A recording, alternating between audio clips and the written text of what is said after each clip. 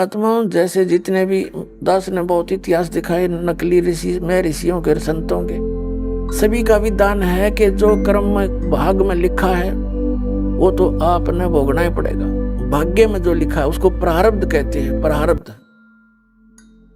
अब प्रारब्ध में हमने जो दुख भोगने पड़ेंगे, फिर भक्ति की आवश्यकता क्या है? कौन करेगा भक्ति? एक दो चोटी सी लाग जाओ, आदमी फूक देगा ठा के सारी मूर्तियां नरन फोटुआ ने, तो क्या कैसे भक्ति कर सकता है? दिल टूट जाता प्राणी का। भक्ति करने की उत्साह तभी बनता है जब आदमी आने वाली आपदा का पता लग जाता कि ऐसा होना था, और फिर एकदम परमात्मा उस बला को टाल देगा आपकी, और आपको महसूस भी होगा सचमुच आज शरण में ना होते थे, बिजली गिर गई थी। तो फिर दूनी रुचि बनेगी भक्ति में। तो क्या बताते हैं कि जब तक आप गुरु की शरण में नहीं आते तो तब तक आप बालक थे, भोले बालक थे। और छोटा बच्चा अबोधपने में जैसे पालने में लेटा है बच्चा, बेटा या बेटी, और टट्टी पेशाब कर दिया कपड़ों में ही, और हाथ पैर मार के सारे कपड़े भी खराब, पैर पूर भी लथेड़ दिया लपट के टट्टी में, और फिर रोने लगता है, तो माता समझ जाती है कि इसने कोई भूख लगी होगी। वो जाती है तो उसको संभालने के लिए, तो क्या देखती है? सारे कपड़े भी खराब कर रखे, टट्टी भी कर रखी, पेशाब भी कर रखे। तो उसने बालक बुरा नहीं लगता, उसको पता है, इसने पता को नहीं, ज्ञान है माँ ने कि इसको पता नहीं बालक से, उसको ऊपर कोई दोष नहीं, कोई क्रोध नहीं करती। उन्हें उठावेगी, धोवेगी, मांजेगी खूब अच्छी तरह, कपड़े धोकर सुखावेगी, नए पर आवेगी, और छाती का लावेगी, फिर लाड करेगी, दूध पिलावेगी। तो आज जब तक इस शरण में नहीं आते परमात्मा कबीर जी की में, आप ऐसे बच्चे हो, और अनजानपने में ना जाने कितनी गलती करके आप कति छट गए, उसमें लथड़े पड़े हो। लेकिन कहते हैं शरण पड़े को गुरु संभाले, और जान का बालक भोला रे, कहे कबीर तुम चरण चित राखो, क्यों सुई में डोरा रे। आपका इतना काम है, आपके जो प्रारब्ध में जो पहले के जितने भी पाप थे वो आपके साथ लपेट के भेज रखे काल ने, और जिसे पुण्य थे वो भी अंदर डाल दिए, तो आपके दोनों मिलाकर मिश्रण कर रखे। तो अब परमात्मा आपके उन पापों को धोएगा सारा ने, और फिर आपको समझ कर लेगा, और समझ करके फिर छीनने का लगा होगा, और सतलोक में ले जाकर दूध पियावेगा, यानी वहां सदा सुखी कर देगा आपको।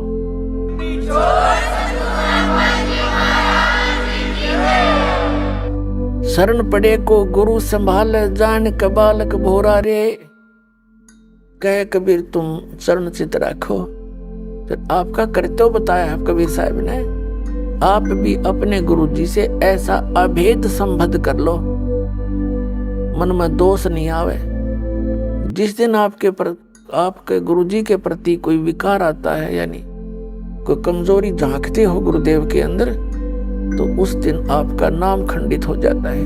और काल यही चाहता है कि ये एक बार संत से इसका कनेक्शन कट जा, फिर यो कितना धक्के खाए जाइयो, कहीं तेरा लंबा चौड़ा का क्षेत्र है इसका, तो फिर इसको यही उलझा कर मार देता है। तो परमात्मा कहते हैं द्वार धनी के पड़ा रहे, धक्के धनी के खावे, 100 काल जगजोल ही पर द्वार छोड़ नहीं जावे। एक ये फाइनल फार्मूला है इस भक्ति मार्ग में। इस परमात्मा कबीर जी के धनी के द्वार पर पड़ा रहे और इसी के धक्के खावे, 100 काल जगजोल ही, कितना ही काल आपको झटके देता दिखे पर परमात्मा से दूर नहीं होना, यह बहुत बड़ी भूल हो जाएगी आपकी। जैसे हम अज्ञानता में यानी बगैर अध्यात्म ज्ञान के कई बार बहुत कमजोर सोच बना लेते हैं और हम भूल जाते हैं कि हमने युगों युगों से पापों की गठड़ी बांध रखी है। और उसके लिए परमात्मा कहते हैं धीरे धीरे रे मना, धीरे सब कुछ हो, माली सींचे 100 घड़ा तो समय आए फल हो। आप जी ने भक्ति का बीज ईब बोया है युग, कितने युगों के बाद। अभी तक आपकी पिछले संस्कार ही चल रहे थे और कहीं थोड़े बहुत पुण्य कर दिए, कितने दाने डाल दिए, को छोटे मोटे पुण्य, वो स्वर्ग में बर्बाद कराए आप। पुणात्माओं, ये भक्ति युग है। अब ये चौथा युग का बीच का समय है। इसमें अब कई करोड़ यानी पूरे विश्व में ये भक्ति पर लगेंगे प्राणी, अरबों खरबों की संख्या में। और जो पार होगे वो तो होगे, रह भी बतेरे जाएंगे। तो वो जो रह जाएंगे ना, उनकी दुर्गति घनी होगी, क्योंकि ये कमाई तो इतनी गजब की बनेगी आपकी। पहले मंत्र से बहुत गजब की कमाई बन जाती है, जबरदस्त भक्ति धन संग्रह होता है आपका। और फिर उनके अगर आप पार नहीं हुए तो क्या करेगा आपके साथ में? जैसे आपकी भक्ति धन इन ऊपर के लोकों में आपको इनका प्रतिफल मिलेगा।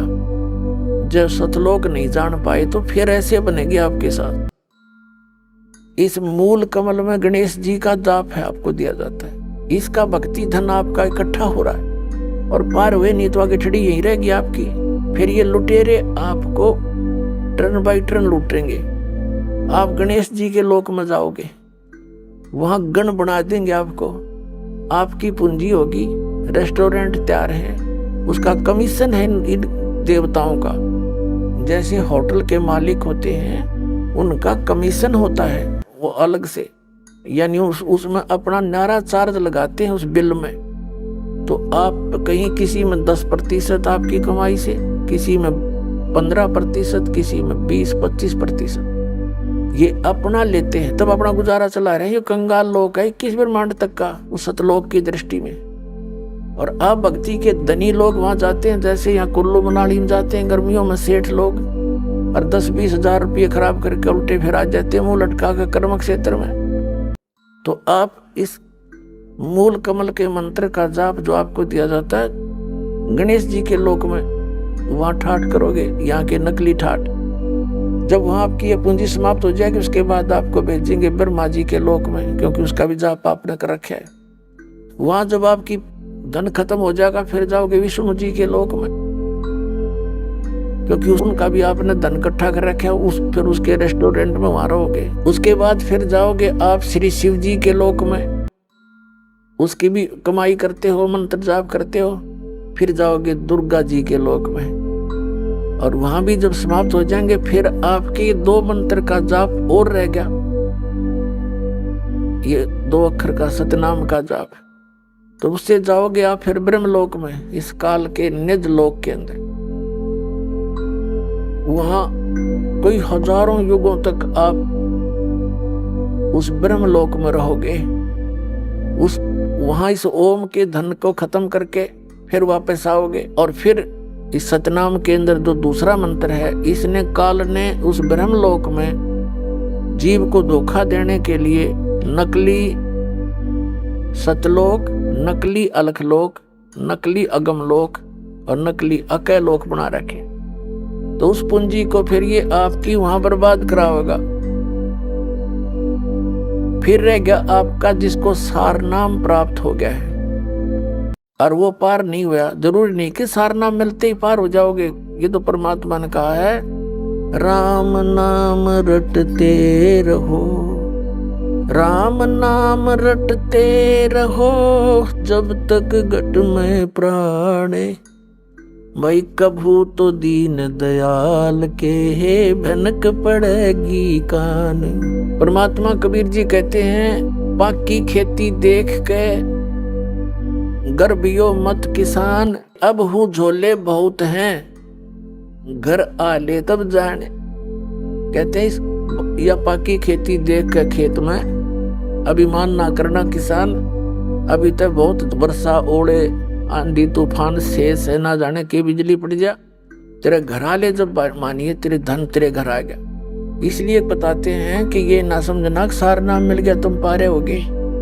सार नाम की कमाई और मर्यादा में अंतिम श्वास तक करते हुए, और एक विशेष कसक बनाओ सतलोक में जान की, तब वहां जाओगे। जा आशा तांबासा हुई, मन कर्म वचन सुमरियो सोई। अब जो सारनाम जिसको प्राप्त हो गया, वो सारनाम प्राप्त प्राणी को एक विशेष बेनिफिट मिलेगा। उसको फिर जैसे आप जितने भी प्राणी यहाँ आए हो जो सीधे आ रहे हैं, जिनको परमात्मा 600 वर्ष पहले दोबारा आकर मिले थे और उनको पुनः फिर भक्ति से चार्ज कर गए थे कुछ, ताकि यहाँ तक आपके मनुष्य जीवन होते हुए आ गए, एक विशेष बेनिफिट मिलेगा। उस आत्मा के साथ परमात्मा सदा रहेगा। लेकिन पार तो होगा इसी समय में। जैसे अब आप ये है वो स्वर्ण युग, ये स्वर्ण युग है इस मोक्ष का, तो पार तो होगा इस समय वो, लेकिन परमात्मा उसके साथ रहेगा। और फिर भी उसका दुर्भाग्य ही है, क्योंकि मोक्ष हुआ नहीं था, फिर नौके नंडले फिर ढोने लग गया। लेकिन दाता साथ रहेगा। जैसे हम पहले देखा करते थे, कई ऐसी दुर्घटनाएं हमारे साथ हुई और सेकंड के भी कुछ हिस्से में बचाव बन गया है, और वहां फिर हम सोचते रह जाते थे भगवान बड़ी जान बची। और ये हम जिन भगवानों की भक्ति करते थे इनको क्रेडिट देते थे, इनका वहां कोई रोल नहीं रहता, वो तो समर्थ एक ही है। जो बच्चा गौ की नजर में न्यू साई को संत, और भक्तों के पीछे फिर वो भगत वत्सल भगवत। तो कहने का भाव ये है कि जो अब पार हो गए तो धन्य भाग है उनके, और जो रह गए इस भक्ति युग में, ये हजारों वर्ष चलेगा ये भक्ति मार्ग। ज्ञान एक रह जाएगा, समाधान भक्ति एक ही रह जाएगी। पूरे विश्व में एक रस हो जाएंगे तो भक्ति बहुत आसानी से बनेगी सबकी। फिर अब तो एक भक्त ने ये ज्ञान जाना है, समझा है, घर में विरोध शुरू हो जाता है। घर वाले आंख दिखाने लग जाए, नो के तू के पैदा हो गया, तने हमारी सारी मर्यादा तोड़ दी, तो कुछ भी पूजा नहीं करता, इन योर साधनाएं कुछ भी नहीं करता।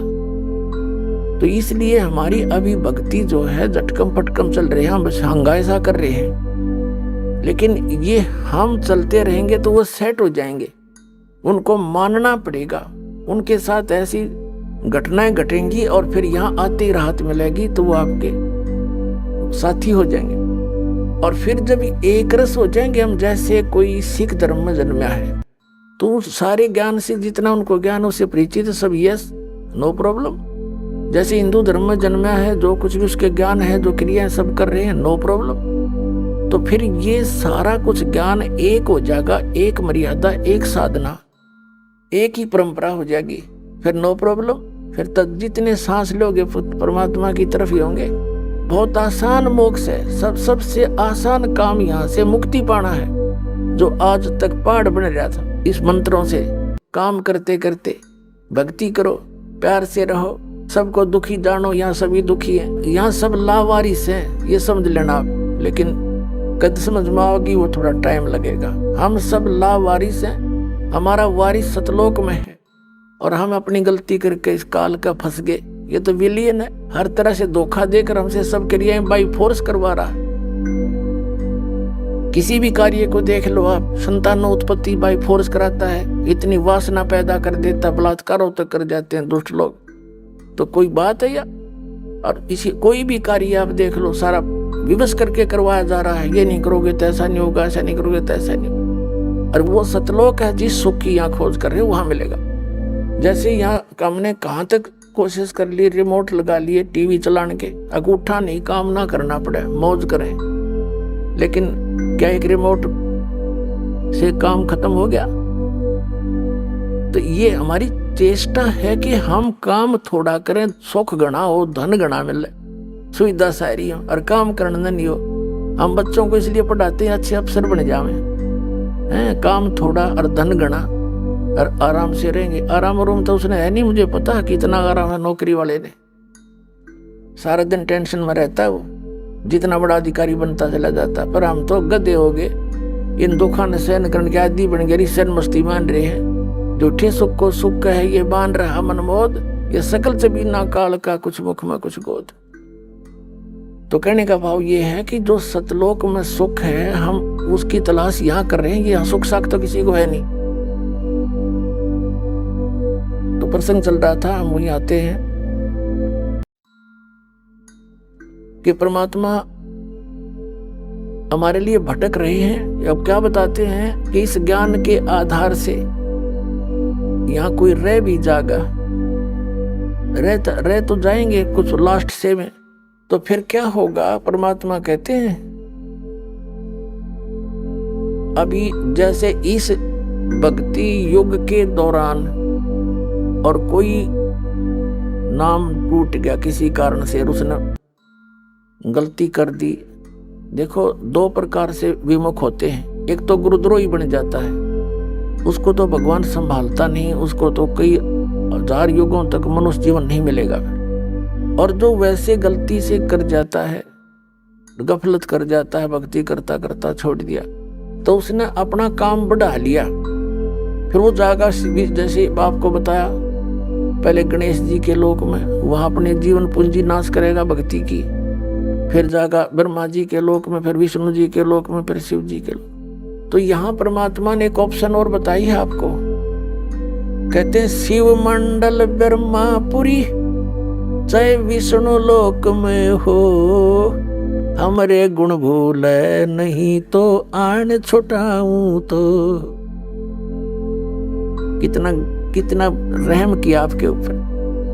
कहते हैं यदि तू गलती से और बीच में गफलत कर गया, फिर पहुंच गया विष्णु लोक में, शिव के लोक में, कहते वहां तेरा फिर याद आ जा कि मैं तो गलत आ गया, ये तो पहले बताया करते गुरुजी, तो मेरी पूंजी नाश होगी, मेरा तो काम बिगड़ गया सारा। कहते वहां भी जो हृदय तो रोएगा ना तू, तुझे वहां से भी छुटवा लाऊंगा और पुनः मनुष्य जन्म दिवा के तुझे फिर से लाइन में ला दूंगा।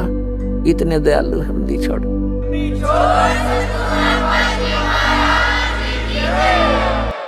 शिव मंडल ब्रह्मापुरी चाहे विष्णु लोक में हो, और हमारे गुण भूले नहीं। ये गुण है भगवान के, ऐसा दयालु है, ये कर्म करने चाहिए, इनकी पूंजी हमने यहाँ नहीं प्रयोग करनी है, ये तो हमारे साथ धोखा हो रहा है। कहते ये गुण तरह याद रह गए वहां भी। शिव मंडल ब्रह्मापुरी चाहे विष्णु लोक में हो, हमरे गुण भूले नहीं तो आन छुटाऊं तो। और फिर क्या होगा? जैसे लास्ट में जो रह जाएंगे, लास्ट के क्या होगा? लास्ट जो भक्ति इस कलयुग में हजारों वर्ष तक ये अब चलेगा, दाता की दया होगी, क्योंकि प्रोमिस है परमात्मा का कि इस पिछली पीढ़ी में जहाज भर भर ले जाऊंगा सतलोक में अपने बच्चा की, और वहां ठाठ कर देंगे।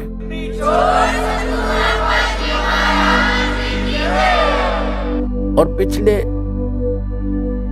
लास्ट वाले फिर धीरे धीरे धीरे धीरे भक्ति कम होती चली जाएगी, गफलत में आते चले जाएंगे, सुख घना होगा, क्योंकि यहाँ पर सतयुग जैसा माहौल एक बार फिर बनेगा। और यो सुख भी इस जीव का दुश्मन है। कबीर साहब कहते हैं कि सुख के माथे पत्थर पड़ो, जिसते नाम हृदय ते जावे, और बलिहारी व दुख के जो पल पल नाम रटावे।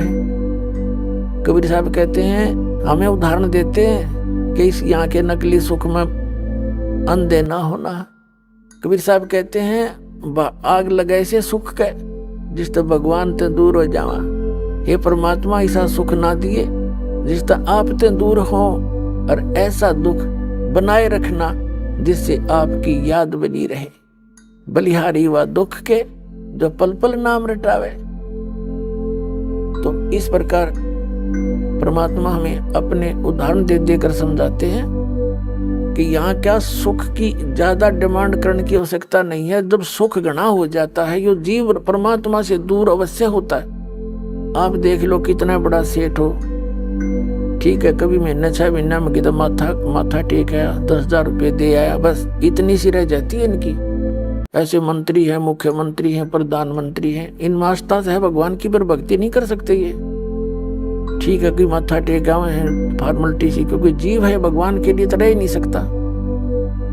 तो वो भगवान अगर इस मार्ग पर उनको लगाना चाहो, आज नेड़े भी ना हो, उन्हें तो बकवाद चाहिए। अच्छी बढ़िया बढ़िया कोठी, लंबी कार, सामने घुटी छोटी कल्पा में बकवाद करनी, तो ये छोड़नी पड़े तो वो छोड़ नहीं सकेंगे।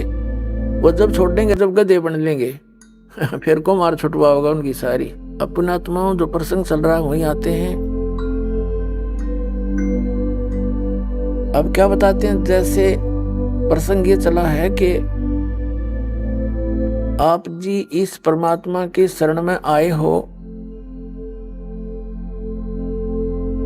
और आप कुछ धर्म पुण्य भी करते हो, क्योंकि हर तरह से ज्ञान दिया जाता है। और आप ये सोचते हो कि भी कई बार ऐसा सोच लेते हैं कि मैंने जो है ना नाम लिए भी इतने दिन हो गए, सतनाम भी मिल गया, पाठ भी करा दिया, ज्योति भी चढ़ा दी, और फिर भी कोई ना कोई आंट अड़ांस, यानी कोई ठीक होगी एकाजीत हमारे कर्म की कोई इनको बनी रहती है, इतने पाप हमारे इकट्ठे। तो वो ये सोचे, कई तो ऐसे पता लगा जो अब तो इतना ध्यान नहीं रहता दास को, क्योंकि संगत ज्यादा होगी, भगवान के बच्चे बहुत हो गए। पहले 100-200 भगत थे शुरू में, और उनको इतने सुख दिए परमात्मा ने, अपने मुंह से बताया करते, उनकी जीभ का जुबान का थूक सूख जाता था सुख बताते बताते। और फिर वो आना ही छोड़ जाते, उनसे पूछा करता, अन्य से वो नहीं आए क्या हुआ। वो जाकर पता करते, आपको याद कर रहे थे गुरुजी, आप आए नहीं सत्संग में। तो वो क्या कहते थे कि हमने तो यह चीज मांगी थी, वो हमने मिली नहीं। अब परमात्मा कहते हैं, और साथ में ये उलाना दे, हमने पाठ भी करा लिया, 1 साल हो गया, नाम भी ले रखा था, ये ऐसे ऐसे हमारे साथ ऐसे हो गया। तो उनको फिर भगत समझाया करते थे कि आपको ये सुख भी हुए थे। हाँ ये तो हुए थे, पर यूं तो ना होया, और तो हुए थे पर एक ना होया। अब कहने का भाव ये पुण्यात्माओं, ये भी ज्ञान की कमी के कारण मार खा जी। तो दास की चेष्टा ये रहती है कि आपको अध्यात्म ये संपूर्ण ज्ञान करवाऊं, और संपूर्ण ज्ञान हुए बिना आप भक्ति नहीं कर सकते। कबीर साहब कहते हैं, ज्ञान संपूर्ण होया नहीं और अर्धा नहीं छदावे, और देखा देखी भक्ति का यो रंग नहीं ठहरावे। तो जब तक आपके हृदय में जख्म नहीं हो जाएगा कि स्थान के अतिरिक्त कितने ठिकाना नहीं है, ऐसा भगवान नहीं, ऐसा ज्ञान नहीं। और यहाँ भी कोई थोड़ी बहुत ठूठा है तो या होने दे फिर इसने। इसका कारण क्या है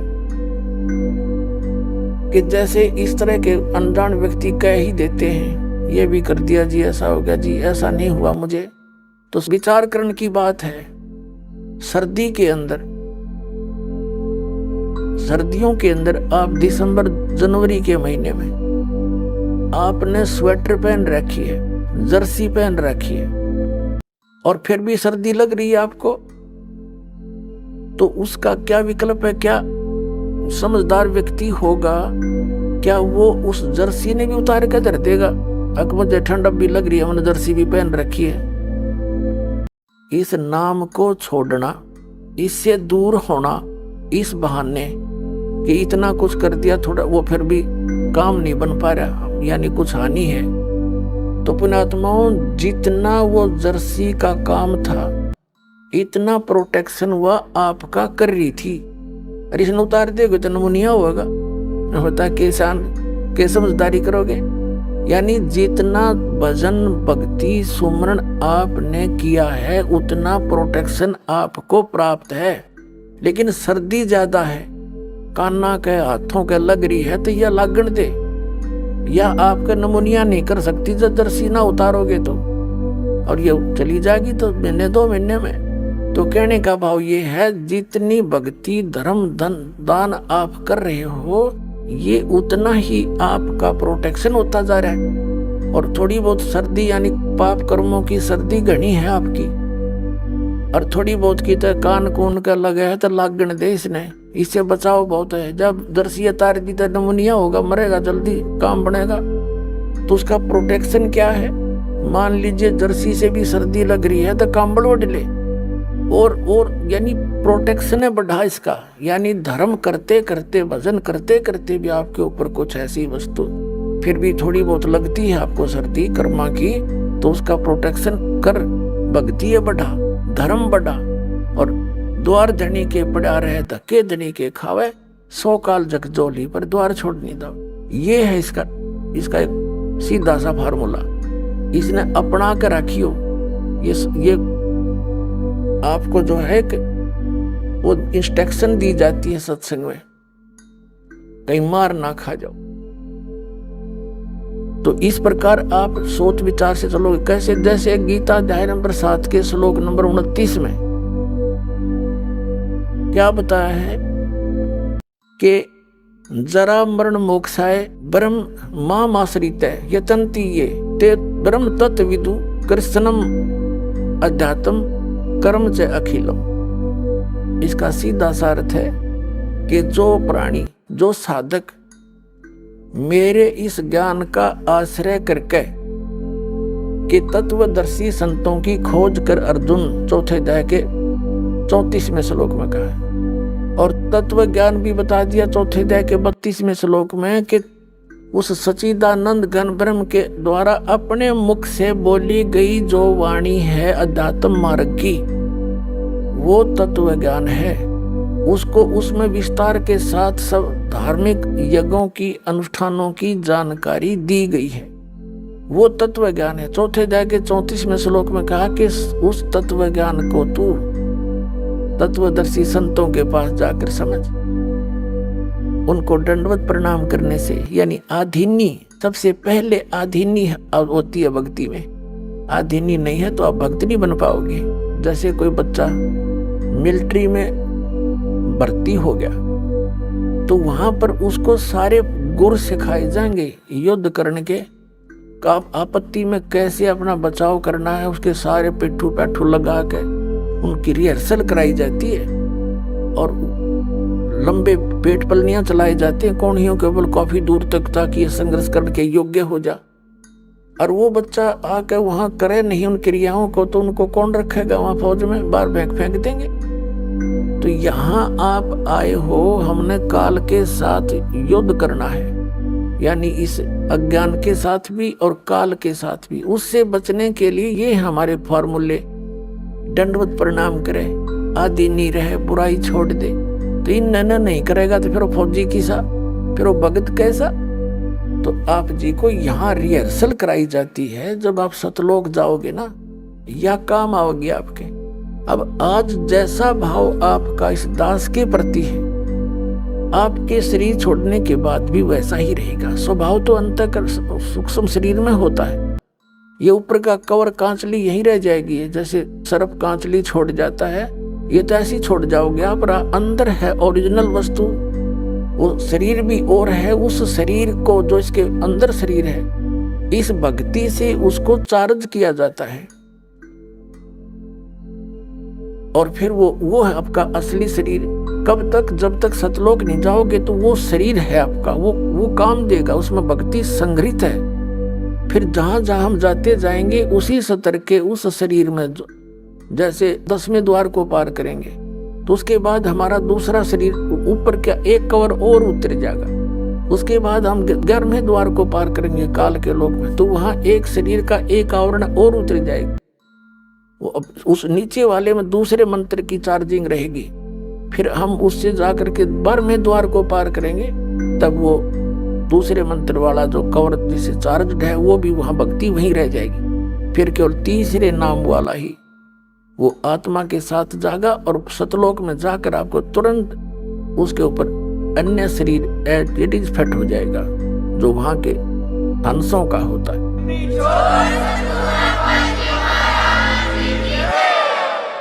तो यहाँ क्या बताया है? परमात्मा पाने के लिए हमने फार्मूले जो गुरु बता रखे हैं भगवान ने, उनको अपना के चलना पड़ेगा। तो क्या बताते हैं कि कहे कबीर तुम चरण चित राखो जो सुई में डोरा रे। तो गुरु जी के प्रति आपकी धारणा ऐसे अभेद अटूट हो जानी चाहिए, आपकी श्रद्धा। तो प्रसंग चल रहा है कि सबसे पहले उसने बताया कि आधीनी से उनसे प्रसन्न करना तत्वदर्शी संतों से। फिर वो तत्वदर्शी संत तुझे वो तत्व ज्ञान बताएंगे। फिर 7वें अध्याय के 29वें श्लोक में हम फिर आते हैं। इसमें कहा कि माम आश्रित है, मेरे पर आश्रित होकर इस ज्ञान जो मैं बता रहा हूं, इसने कोई सिरोधार्य कर ले, ऐसी प्रयत्न करके उस तत्वदर्शी संत को खोज लेता है। माम आश्रित, मेरे पर आश्रित होकर जरा मरण मोक्षाए ये तंती, ये यानी जो जरा यानी बुढ़ापे थे और मरण माने मृत्यु से, मोक्ष माने छुटकारे के लिए ही ये तंती वो प्रयत्न करते हैं। तो वो कौन है? ते ब्रह्म तत्विदु, वे उस तत्व ब्रह्म को जान चुके हैं और कृत्स्नम अध्यात्म, पूरे अध्यात्म ज्ञान से परिचित है। कर्म से अखिलम, और सब कर्मों से परिचित है। क्या बताते हैं? सूक्ष्म वेद में भी कहा कि तुमने उस दरगाह का मैल न देखा, धर्मराज के तिल तिल का लेखा। तुमने उस दरगाह का महल नहीं देखा, तुमने उस धर्मराज के, उस न्यायाधीश के दरबार का पता नहीं। वहां पर एक एक श्वास का भी लेखा है, तिल का भी हिसाब न्यारा न्यारा मिलेगा। आपने सोच भी गंदी रखी है ना, वह भी लिखी पाओगी वहां पर। और आपने सोच भी किसी का भला सोचा भी है, कर नहीं पाए, वो भी आपका गुड अकाउंट में पाओगे। क्या बताते हैं? चिट्टी पायल बाजे पैर और साहेब सुनता है सब लहर। जैसे चिट्टी के कीड़ी के कोई घुंघरू बना के बांधे, पहले थोड़ा घुंघरू के बनेगा, वह पायल बनेगी किसी बाल से भी पतली।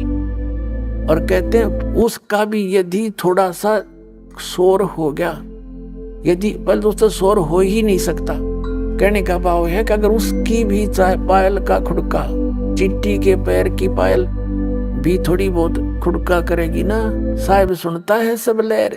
कहने का भाव ये है, आपकी सूक्ष्म से सूक्ष्म भी सोच को वो परमात्मा खूब सुनता है। आपको सत्संग में बताया जाता है, कभी अपनी नियत किसी के दूसरे के धन पे या पराई स्त्री पे भूल के सपने में भी नहीं करना।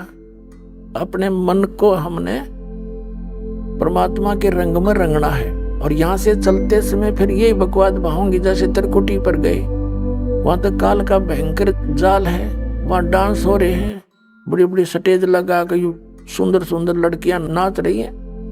और आपकी जैसी वृत्ति यहाँ होगी, उड़े जा खड़े हो गए नौकर का थाने। इतने वो परमात्मा जालेंगे काल गोदी पकड़ के और ठोक देगा, उड़े फिर ठा के स्वर्ग में अंडे जी धक्के खांदे। ये कर्मता संग जन्म हो गया हमने करत्या ने। तो ये जैसा स्वभाव आप यहाँ बनाओगे, ये आपके आगे काम आओगा। तो यहाँ बताया है कि जो वही व्यक्ति पार होगा जो पूरे अध्यात्म मार्ग से परिचित और तत्ब्रह्म से परिचित। गीता अध्याय नंबर 8 के श्लोक नंबर 1 में अर्जुन ने प्रश्न किया कि किम तत्ब्रह्म, किम अध्यात्म और किम कर्म पुरुषोत्तम। वो तत्ब्रह्म क्या है, जो अध्यात्म मार्ग क्या है। अध्यात्म तो उसने बता दिया, तत्वदर्शी संतों के पास जाके समझ ले, वो बताएंगे। और तत्ब्रह्म के बारे में 8वें अध्याय के 3 श्लोक में श्रीमद् भगवद गीता में कह रहा है गीता ज्ञानदाता कि वो परम अक्षर ब्रह्म है। इससे ये सिद्ध हो गया कि गीता ज्ञानदाता से अन्य है वो परम अक्षर ब्रह्म। और ये है वो तत्वदर्शी संत जो आपको कृत्स्नम अध्यात्म बतावेगा।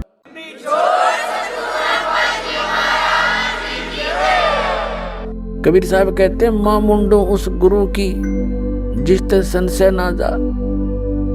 कहते धिक्कार ऐसे गुरु से जिसका आपका शंका निवारण नहीं होता और आपका जीवन नाश हो जाता है। तो क्या बताया है इसमें कि जो कबीर साहब कहते हैं, ज्ञान संपूर्ण होया नहीं, अर्धा नहीं छदावे और देखा देखी भक्ति का यो रंग नहीं ठहरावे। अब पुणात्माओं, इस भक्ति मार्ग में सबसे पहले गुरु की भूमिका होती है। और कबीर साहब कहते हैं, गुरु मानुष कर जानते ते नर कहिए अंध, ओवे दुखी संसार में आगे काल के फंद। गुरु को मानुष जोग ने और करे चरणामृत को पान, ते नर नरक में जावेंगे योग योग हो समान। यानी गुरु जी को आपने एज ए गॉड ट्रीट करना है। पुणात्माओं, जो परमात्मा स्वयं आए थे कबीर जी, तो उन्होंने भी अपनी झलक किसी को, विशेष भगत को ही छोड़कर अन्य किसी को ये महसूस भी नहीं होने दिया कि वो स्वयं उतरे हैं। और वो खुद कहते थे वो परमात्मा भाई सतलोक में रहता है, वो सदा सुखदाई है, वो अविनाशी है, तुम वहां से आए हो, वहां जाकर ही तुम्हें सुख होगा, वहां जाने की विधि ये ऐसे है। बस वो तो स्वयं परमात्मा भी थे, लेकिन गुरु अलग होता है, परमात्मा भिन्न होते हैं। गुरु तो केवल उस परमात्मा से मिलाने वाला आपका एक मीडिया होता है, उस परमात्मा से मिलाने वाला होता है। परमात्मा अलग है, गुरु अलग है, लेकिन गुरु उस परमात्मा का कृपा पात्र होता है। अब परमात्मा कहते हैं कि आप जी ने यहाँ अपने गुरु जी को एज ए गॉड ट्रीट करना पड़ेगा, भगवान की तरह व्यवहार करना पड़ेगा। उनको भगवान मानकर रिहर्सल करने पड़ेंगे, अपने मन पापी को सेट करना पड़ेगा, आपने दुष्विचारों को रोकना पड़ेगा। संघर्ष रिहर्सल है ये आपकी। यहाँ बुलाकर आपको यहाँ क्रियाएं कराई जाती हैं, दंडोत प्रणाम कराया जाता है, आपसे 2 पैसे दान कराए जाते हैं, और दान से ही आपको फिर यहाँ की सुख सुविधाएं मिलती हैं। कहते हैं देते को हर देत है, जहां तहां से आन अन्ना दिया फिर मांगते फिर यो, परमात्मा सुने नहीं कान। तो जब तक हम दान नहीं करेंगे, धर्म नहीं करेंगे, तो आपको देगा कहां से? जैसे आप देखते हो, एक तो कारों में चलता है और एक भीख मांगता फिर कागज चुग गए। अब वो दिए बाबा को चौनी ना दे, सैकड़ा में एक आधा को दे, जा 2 रुपये मुश्किल दे। तो कहते हैं देते को हर देत है। आज एक व्यक्ति के ठाठ है आगो तो आगो, यहाँ झूठे, इस झूठी यहाँ के ठाठ जो है, कार भी है, कोठी भी है, फैक्ट्री भी लगा रखी है, तो वो पिछले जन्म का पुण्य है उसका। देते को हर देत है, जहां तहां से आन अर्ना दिया। जिसने दान नहीं करा मनुष्य जीवन पाके, और दान भी सुपात्र को हो, कुपात्र का किया हुआ व्यर्थ है। तो कहते हैं ना दिया वो मांगते फिर यो, फिर भगवान सुने ना कान।